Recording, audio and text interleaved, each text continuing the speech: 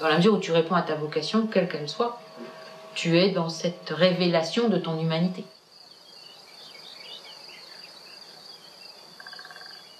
Je pense que l'ermite tout seul dans la montagne travaille autant pour le monde que celui qui est engagé dans les associations.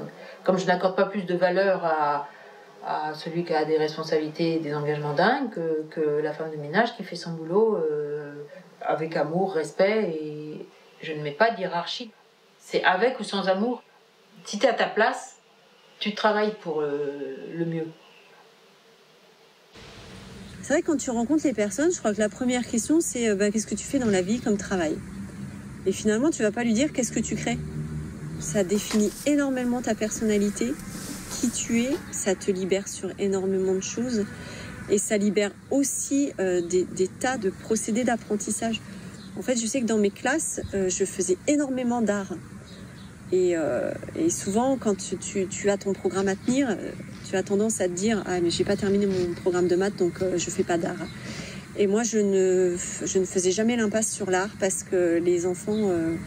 en fait, développer beaucoup plus de capacités de mémorisation, d'apprentissage, etc. en mathématiques et en français quand ils faisaient de l'art.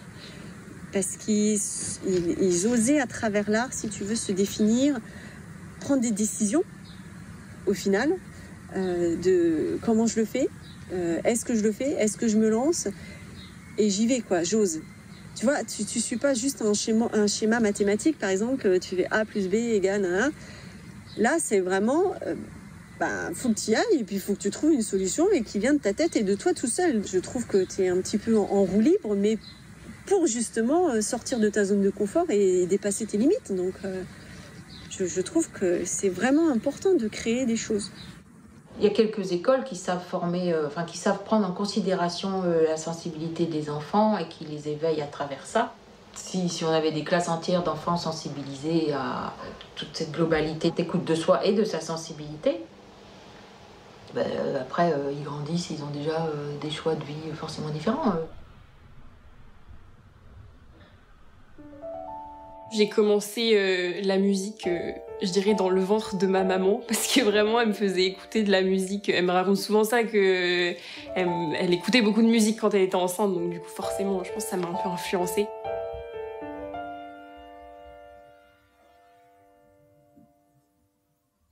Moi, j'ai des parents qui sont pas musiciens, mais qui voulaient l'être. Donc du coup, ils ont un peu projeté... ils m'ont pas du tout poussé ma fille, tu seras une grande violoniste, concertiste. Non, ils m'ont juste tiré par la main et m'ont emmené à l'audition de cette maîtrise et bam, je suis rentrée et voilà, et ça s'est fait comme ça. Et c'est un chœur d'enfants dans lequel les élèves sont formés en tant que choristes. Notre discipline principale, du coup, c'est le chant choral. Donc du coup, les enfants, ils vont vraiment former une entité, un chœur. Je suis montée sur la scène de l'opéra quand j'étais en CM2. Oui, bon, ça, c'est un projet énorme et c'était trop cool. Et c'est des moments sur scène qui vont me marquer à vie. Mais on a aussi d'autres moments où on va un petit peu plus être individualisé. Et notamment en cours de technique vocale, où tu vas vraiment apprendre tout ce qui va faire sonner ta voix. Et à la maîtrise, j'ai appris ça, ce truc de donner quelque chose, et ça c'est que toi qui peux le produire, quoi, ce son et cette émotion. C'est très personnel comme discipline. Il faut être en connexion avec son corps. Faut pas être trop perturbé aussi dans sa tête, parce qu'il y a des moments, par exemple, où j'étais très stressée, perturbée par ce qui se passait, et ça n'avait aucun rapport avec le chant. Mon chat est mort, ma mère m'a engueulée, et bam, la voix elle sort pas, parce que justement c'est très connecté avec ce qui se passe dans ta tête et dans ton corps aussi. Donc du coup, faut arriver à faire abstraction de tous tes problèmes, justement, pour pouvoir faire en sorte que ça puisse sortir. Ça fait vraiment partie intégrante de ma vie. Je sais pas ce que je vais en faire, mais en tout cas, mais comme moi j'ai côtoyé le chant très très jeune, j'ai l'impression que que sans je peux pas, ça va pas marcher quoi. Si à un moment je chante pas dans une journée, c'est qu'il y a un petit problème.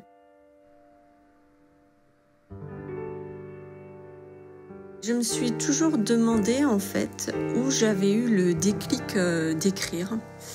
Et je me souviens en fait avoir regardé un film et l'histoire m'a marquée. Et j'ai eu envie, je ne sais pas pourquoi, de la raconter à nouveau, cette histoire. J'ai sorti un cahier et je me suis dit, je vais l'écrire. Et donc, j'ai commencé à écrire l'histoire du film. Et là, au bout de 5 pages, je me suis dit, ça va pas du tout. Parce qu'en fait, tu es en train d'écrire exactement la même histoire que le film. Et là, j'ai sorti un autre cahier et j'ai commencé à raconter une histoire. Et je me suis dit, tu vas écrire tes histoires à toi. Et en fait, j'avais 8 ans. Et de ce jour-là, j'ai jamais arrêté d'écrire, tout simplement. J'ai toujours dessiné et peint. Petite, j'ai dû avoir très tôt du plaisir à être avec un crayon et des couleurs, je crois. Et puis après, il y a eu des encouragements de par notamment mes parents au départ. Et puis parce que j'avais un père aussi artiste, même si c'était pas sa profession. Et du coup, il y avait évidemment cette sensibilité très présente, quotidienne en fin de compte, de par le choix, ne serait-ce que de l'environnement, et puis de l'éveil et de la sensibilité à ce qu'on voyait, et à la beauté des choses, et à pourquoi c'est beau, etc. C'est drôle d'ailleurs, parce que la mémoire est drôlement là de ces moments où je pouvais dessiner des fleurs, ou du questionnement face aux objets, de la lumière, des lignes. Ça part pas, ça, parce que ça rejoint une profonde présence. Je me rappelle de moi en Provence où je peignais. La Provence me parlait beaucoup et c'est pour ça que je me sens chez moi là-bas d'ailleurs. Où j'avais, comme mon grand-père habitait là-bas, j'avais un terrain de jeu, j'allais dire, super, qui se présentait. Pendant un temps, tu vois, un ami, il m'avait mis des phrases et j'avais bien aimé présenter mon travail avec ça. La grâce de la solitude, quelle noblesse, mais d'abord consentir à l'humilité de la graine par rapport à l'arbre. Qu'a pris l'arbre de la terre pour converser avec le ciel.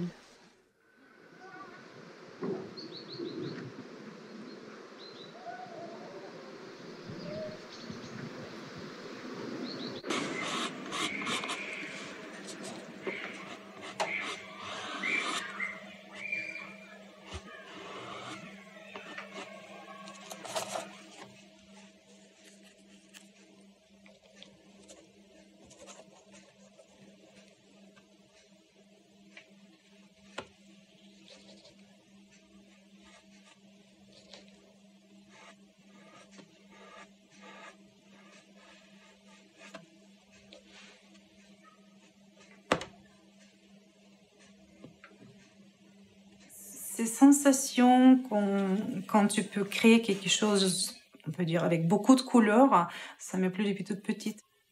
Elle était soviétique, mon enfance. Et en fait, peut-être grâce à ça, donc aujourd'hui, je suis assez débrouillarde, je suis assez imaginative parce que dès toute petite, on n'a pas que dessiné, en fait, on a créé des objets, des jouets aussi. Donc il fallait imaginer un peu plus.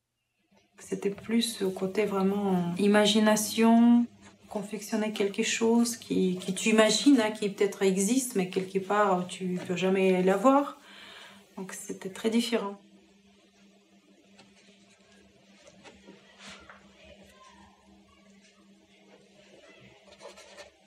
Cette peinture, elle était faite pour un concours. Donc j'ai réalisé cette allégorie de la nature envahie, on peut dire, par les déchets, par la sécheresse aussi, parce que voilà, le climat change. Donc ce thème, il est très proche de comment je présente mes peintures. Donc j'essaie toujours de trouver un maximum mon chemin, on peut dire.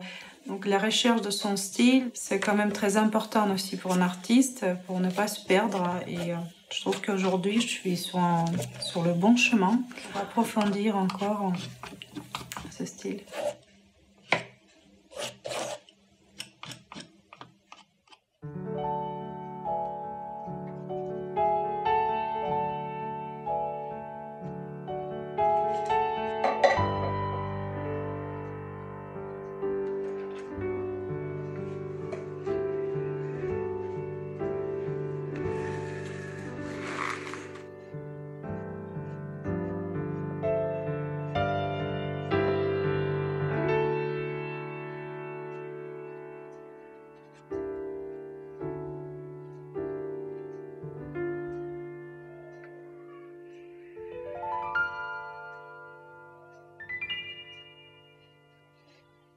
fais pas partie de ces personnes qui ont osé dès 18 ans à vouloir devenir artiste.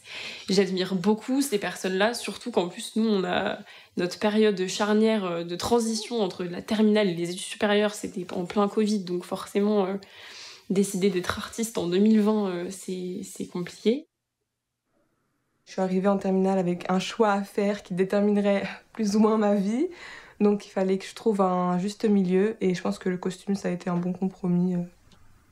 La mode, comparée au costume, il va falloir que la personne s'adapte à l'habit, tandis que le costume s'adapte à la personne. Il y a une notion de respect qui est différente. C'est une société, elle a trop imposé à ce qu'on s'adapte à un habit, à quelque chose de matériel, plutôt que ce soit l'inverse. Et c'est pour ça que le costume, c'est vraiment intéressant à étudier. Il est à toi, en fait, ça te correspond. Mais c'est ça qui est ouf avec le sur-mesure. En fait, je pense que les gens, ils auraient tellement plus confiance en eux s'ils avaient des habits qui leur allaient vraiment. Le monde d'aujourd'hui, il est un peu éphémère, dans le sens où la mode, elle vient, elle part avec la fast fashion. C'est très rapide, en fait, ça va vite. C'est dur de suivre, surtout dans la mode. Et ça, c'est dommage, parce que là, on perd l'essence de l'art, je trouve. On perd l'idée que c'est quelque chose qui prend son temps, l'art, c'est quelque chose qui s'acquiert. Parce qu'il y a en plus un objet qui est fait à la main, qui est unique dans ce genre. Aussi, il garde l'énergie de la personne qui l'a créé. Mais pour moi, tous les objets qui sont créés avec les mains, ils gardent dans quelque sorte de la chaleur de cette personne. Ça avait beaucoup de sens les époques où la peinture était intégrée à l'architecture. C'était pas l'objet qu'on accroche et qu'on regarde et qu'on acquiert et qu'on met chez soi, c'était dans le quotidien. Je me souviens une fois avoir proposé d'exposer dans une bibliothèque où j'habitais, qui faisait régulièrement des expos, et quand tu entends, bah oui, mais on n'expose que des artistes morts, enfin, quand tu réfléchis à ça, mais où est le lien avec la réalité des gens? Ce qui est dingue, c'est que où on les voit, les artistes, on les voit dans les musées, enfin, globalement, mais dans la culture populaire, globalement, tu leur parles de l'art, c'est les musées, oui. C'est dans l'histoire, derrière. Mais c'est pas dans leur quotidien. Et c'est pas dans cette notion de en quoi l'art peut me faire vivre, mais profondément vivre. Et évidemment, d'ailleurs, il n'y a pas si longtemps, on était non essentiel, hein, que je sache. Là, on est dans une période où genre, ça fait 1 an que les théâtres ils sont fermés, et que c'est... Enfin, moi, ça me fend le cœur, genre ça m'énerve vraiment au plus haut point. Mais ce qui est fou, c'est que les artistes, ils ont quand même réussi à créer, ils ont quand même réussi à rebondir, notamment grâce aux réseaux sociaux. C'est ça qui est trop bien, c'est que privés de d'une partie de leur vie, c'est-à-dire genre les scènes, les musées, etc., mais ils ont été plus malins que ça, et ils ont quand même réussi à continuer à faire des choses. Donc j'admire ça, vraiment. Comme tout, tu sais, il y a ce dicton qui est magnifique, hein, ils ont voulu nous enterrer, mais ils ne savaient pas qu'on était des graines. C'est exactement ça. Hein. Dans l'histoire, c'est arrivé qu'une seule fois qu'on arrête tout au niveau artistique en société, comme on a fait dernièrement, qu'on a décidé qu'on n'était pas essentiel et qu'on arrêtait tout, culture et art, et que dans l'histoire, c'est arrivé avec les Khmers rouges, c'est tout. Quand tu sais ce que sont et ce qu'ont fait les Khmers rouges, ça dit ce qu'il y a dans la racine de ceux qui font ces choix-là. Mais bien sûr que l'art n'existe pas pour rien. Et il se passe quelque chose d'ordre relationnel entre l'art et le sujet. Il y a une connexion qui se crée. Il y a vraiment quelque chose de fort. C'est ce que j'ai découvert avec l'édition, parce qu'il y a des personnes qui m'ont fait des retours, et je me suis dit à ce moment-là qu'il y avait vraiment un partage qui se créait. Parce que tu vois, au départ, t'écris parce que tu aimes écrire, parce que tu aimes raconter des histoires, parce que ton histoire, elle te plaît. Et quand il y a des personnes qui te lisent et que tu dises « Waouh, j'ai eu un frisson. Waouh, vos mots là, ils m'ont touchée. C'est ce que je portais en moi, mais que je n'arrivais pas à dire. » Et là, tu te dis, mais il se passe quelque chose, en fait, à travers tes mots, à travers un bout de papier, parce que c'est un bout de papier, finalement. Tu te rends compte de la puissance des mots, parce que ce ne sont que des mots. Et quand tu parles, ce sont des mots. Mais tu te rends compte à quel point, finalement, un livre est puissant. C'est fascinant. Je suis très contente d'être passée par une maison d'édition plus petite, parce que c'est à taille humaine. Et là, vraiment, on fait un travail incroyable. Parce que moi, j'ai besoin de ça. Tu vois, je suis quelqu'un de très sensible. Et j'ai vraiment besoin de ce contact humain. Et là, j'ai contact avec vraiment 3 personnes. Et ce sont des personnes qui sont très à l'écoute et qui respectent vraiment ce que je fais. Tu vois, ils vont pas vouloir changer des tas de choses, etc. C'est vraiment, c'est ton roman, il est comme ça, c'est toi, c'est ton livre. Et je trouve précieux au possible cette relation de confiance. Et après, le deuxième roman qui a été publié, c'est mon roman fantastique. Voilà, le vieux Maclock. Et je crois vraiment que ce livre-là, je ne sais pas comment l'expliquer, j'ai eu une fulgurance. Il y a eu quelque chose qui s'est passé dans mon esprit où je n'écrivais pas tout à fait de la même façon. C'est quelque chose qui me plaît, mais parce que c'est naturel. Je suis seule en face de mon tableau, par exemple, et je suis honnête au maximum. Plus je dessine, plus je suis dedans, plus je reçois des idées, plus j'ai envie de donner, plus j'ai envie de m'exprimer. Et en fait, c'est vraiment un plaisir de donner. Je ne peux pas dire que ça me fatigue quand je dessine. Alors je peux dessiner toute la journée, sans manger et boire, ça m'arrive aussi. Mais en même temps, c'est une satisfaction à la fin.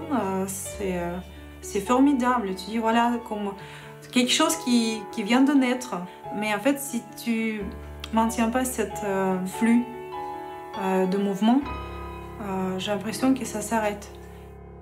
C'est toujours un mouvement. Donc, je ne peux jamais dire que voilà, je ne toucherai plus ce tableau parce que c'est vraiment un parfait, c'est comme ça, c'est un idéal. Pour moi, c'est vraiment un mouvement.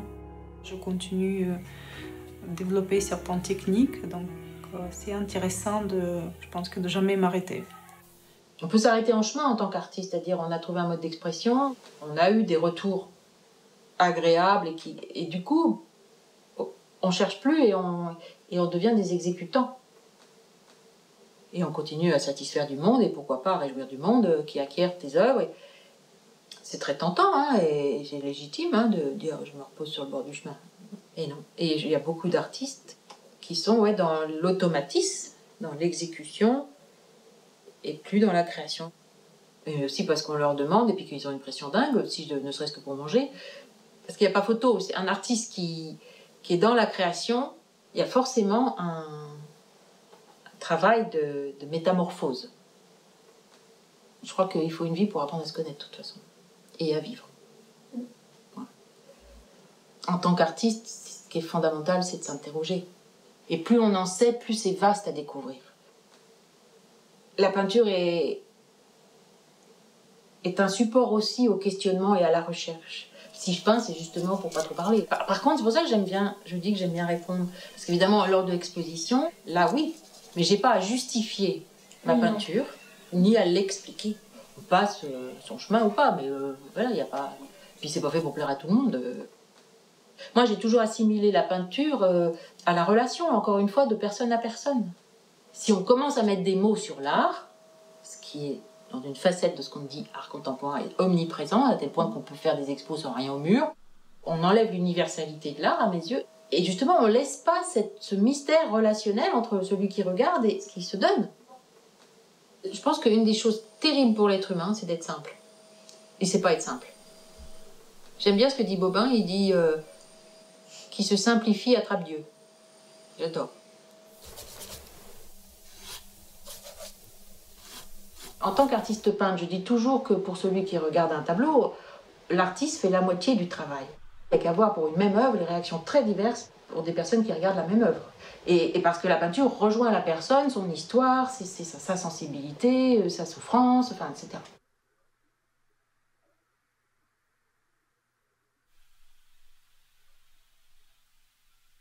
Et ton inspiration, c'est quoi? C'est ta vie quotidienne, finalement, parce que l'inspiration, c'est ce qu'il y a autour de toi.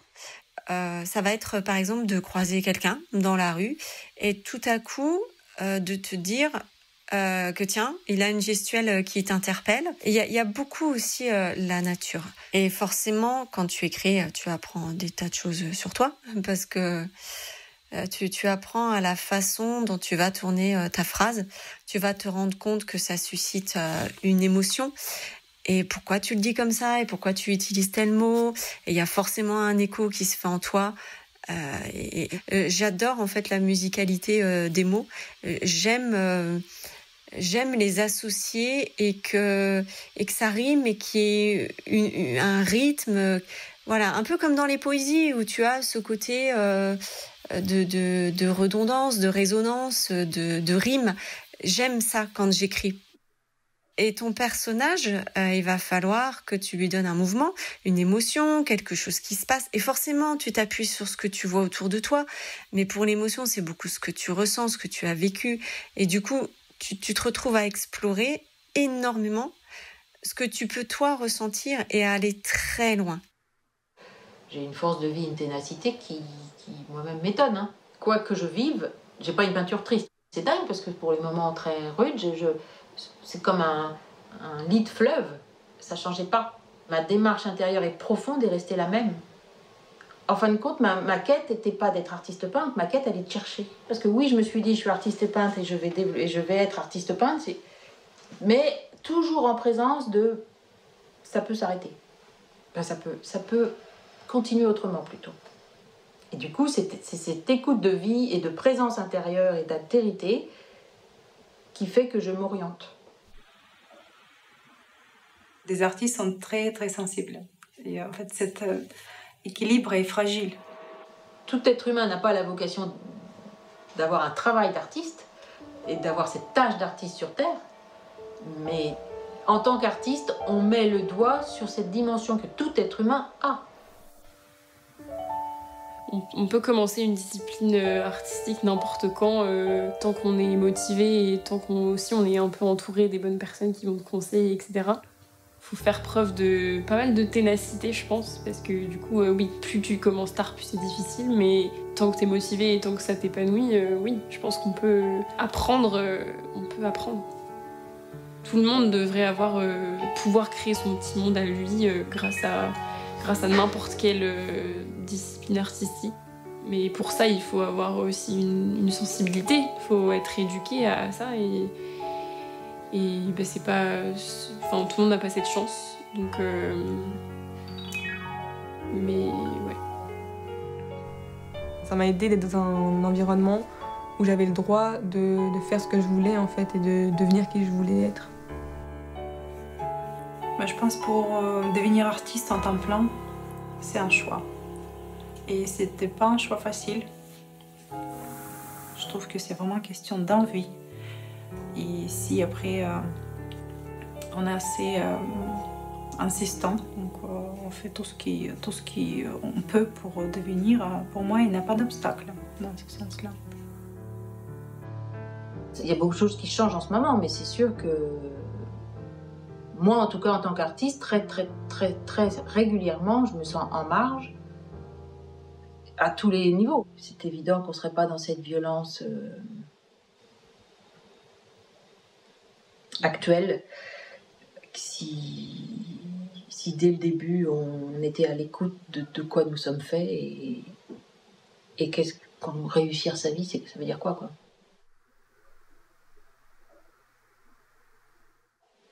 C'est un choix de vie, hein, parce que rien n'enferme la vie. Même pas la mort. Rien n'enferme la vie. Ma peinture, elle est de toute façon, elle est reflet de mon intériorité, mais aussi acte relationnel. De toute façon, la source première, c'est une écoute intérieure. Puisque c'est une peinture, en tout cas, qui est justement d'une source intérieure, c'est d'autant plus intime. Et c'est vrai que ce que je préconise et ce que j'aime et ce que je goûte, c'est dans justement ce lien à l'autre. Moi, j'aime bien cette réalité qui dit que Dieu n'aime pas tout le monde. Du coup, ben non, c'est pas vrai, mais il aime chacun. C'est exactement cette différence. Je m'adresse à quelqu'un. Par contre, oui, c'est une mise à nu. C'est vrai que c'est un dévoilement. je pourrais être en attente d'un dévoilement authentique et honnête en face. Ce qui, en fin de compte, ne se présente pas si souvent que ça. Donc,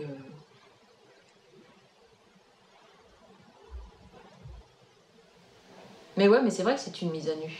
Et que c'est pas. Et c'est une. Et du coup, une mise en danger. Il y a une mise en danger. Il y a une fragilité. Il y a une qui s'expose. Ça, c'est clair. C'est clair. Mais si on le fait pas, on fait rien. Puis à ce moment-là, on n'a rien à dire. On n'a rien à donner si on donne pas la réalité que nous sommes et puis nos fragilités. Enfin... C'est très dur hein, de faire lire ce que tu écris à des gens. C'est vraiment te mettre à nu, mais réellement. Hein. À chaque fois quand je sais que quelqu'un va lire mon histoire, je suis très fébrile. C'est dans d'autres métiers, tu vas t'exposer, mais là, l'écriture, c'est quelque chose qui sort mais vraiment de toi, c'est impressionnant. Et le pire, c'est avec les gens que tu connais. Parce que forcément, tu mets énormément de toi dans les livres. Et il y a des choses que tu dis pas, on est d'accord, on est tous pareils. Il y a des tas de choses qui restent à l'intérieur de toi. Et là, quand les gens te lisent, tu te dis, bon, soit ils te lisent, et point, ils te lisent, c'est tout. Soit ils te lisent et ils prennent des indices que tu as laissés dans le livre. Et là, ils te découvrent. Donc, c'est un petit peu le mystère. Pourquoi certains artistes nous touchent tant c'est parce qu'ils vont au cœur du cœur et qu'ils se livrent, justement. Oui, on se livre. On brûlera toutes les deux en enfer, mon ange. J'ai prévu nos adieux à la terre, mon ange. Et je veux partir avec toi. Je veux mourir dans tes bras. Si la mer nous mange le corps, si le sel nous lave le cœur, je t'aimerai encore, je t'aimerai encore, je t'aimerai encore, je t'aimerai encore. Je m'excuse auprès des dieux de ma mère et ses louanges. Je sais toutes les prières, tous mes vœux pour que ça change. Et je veux partir avec toi. Je veux mourir dans tes bras. Si la mer nous mange le corps, si le sel nous lave le cœur, je t'aimerai encore, je t'aimerai encore, je t'aimerai encore, je t'aimerai encore.